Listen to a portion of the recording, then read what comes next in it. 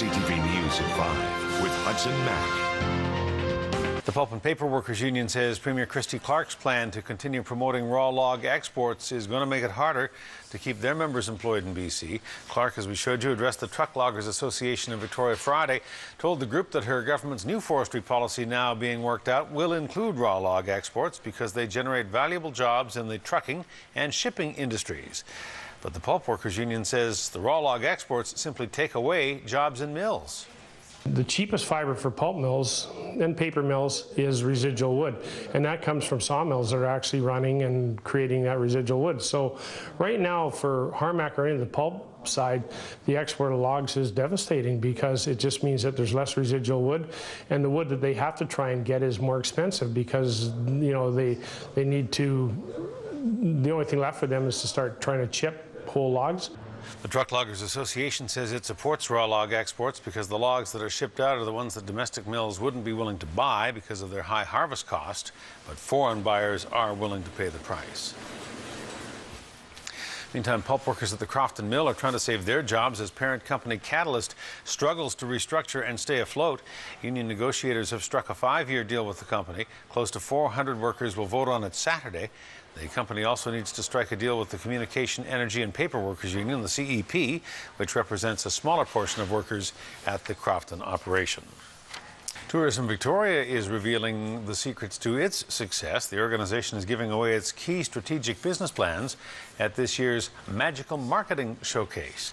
Tourism Victoria shared its sales and marketing initiatives for the upcoming year at the Hotel Grand Pacific this afternoon. It was a showcase that also revealed results from last year's campaign. The organization says due to its past success, one of its tactics is to target cities such as Calgary and Edmonton, Vancouver and Seattle in the spring. For our destination marketing, we stick to our short haul markets because that's our lowest hanging fruit. What I think is great about those markets is that we're so different from those destinations. We're so different than Vancouver. We're so different than Calgary. We're totally different from Edmonton, and we're totally different from Seattle. We're a nearby escape that feels like it's a world away. One of the capital region's most anticipated upcoming events is Dine Around and Stay in Town. That event kicks off on February 16th and will run a whole month through March 16th. And CTV Vancouver Island is a proud sponsor. Well, the Victoria Hospitals Foundation has received a big boost thanks to a generous donation from a Vancouver Island bank.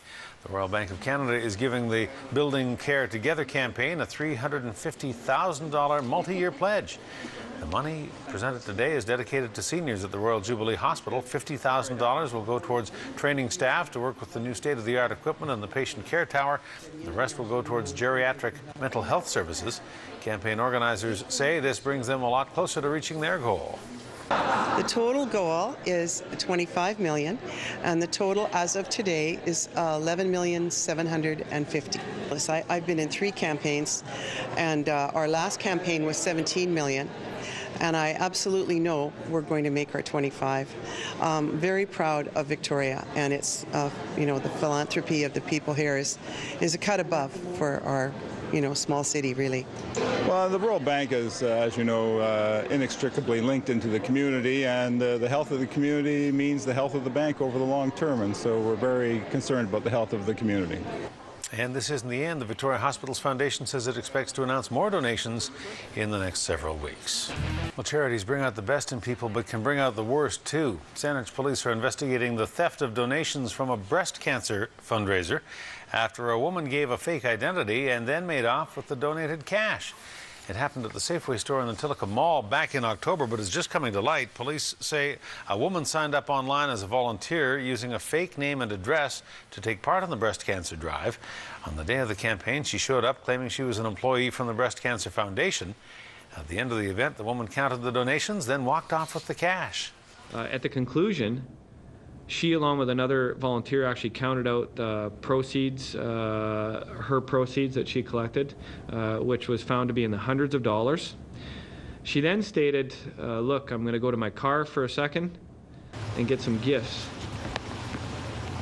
with the intention being that these gifts would be provided to the other volunteers who had showed up to assist with the fundraising for that day. She left and obviously never returned. Police have been looking since it happened. Now they've released this photo. One of the employees snapped a picture of the woman police would like to speak with. They say she's anywhere from 35 to about 45 years old, heavy set, as police describe her, with pink hair and glasses. The woman went by the name of Haley and said she was a breast cancer survivor. If you recognize this woman or have any information about the theft, you're asked to contact Saanich Police. And Saanich investigators believe they have arrested a man in connection to the Crossbow Shooting deaths of deer in the municipality.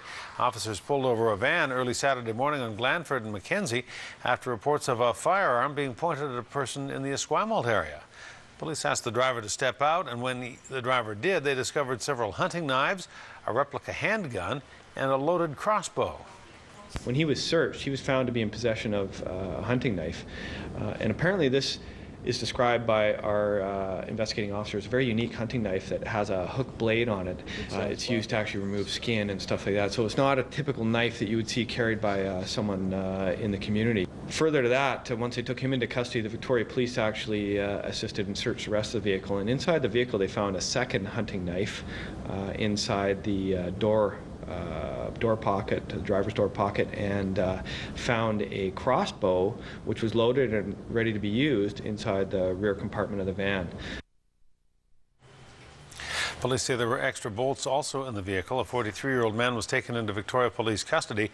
An investigation is underway as to whether any of these weapons were used in these cases, the various poachings that happened in the Capital Region last year. There's a message for you tonight from police and from animal groups to think about thin ice on area lakes. Don't step on it. A little tap of the foot and that's all it takes. It cracks, and that's what happened in Beaver Lake at about 10 this morning to a dog. Police say the dog was out for a walk with its owner. It ran onto the thin ice and fell through. The owner jumped into the frigid water to save it, but then the owner and the dog had to be pulled out by rope. Very concerning.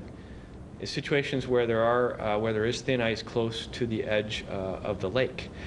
What you can find is that an animal, or a person for that matter, can easily go through the ice, but then you can find that the ice itself might be strong enough that, not quite strong enough for you to pull yourself out onto the ice. So it can be a situation where you're left struggling, trying to extricate yourself from a lake that is covered in ice.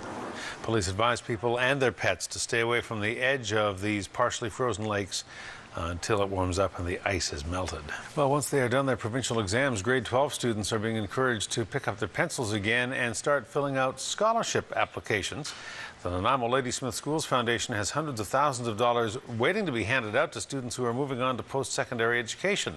Scholarships, bursaries, and awards are offered to students who are active in the community, who excel in sports, have a specific area of study they're pursuing, or have a general financial need.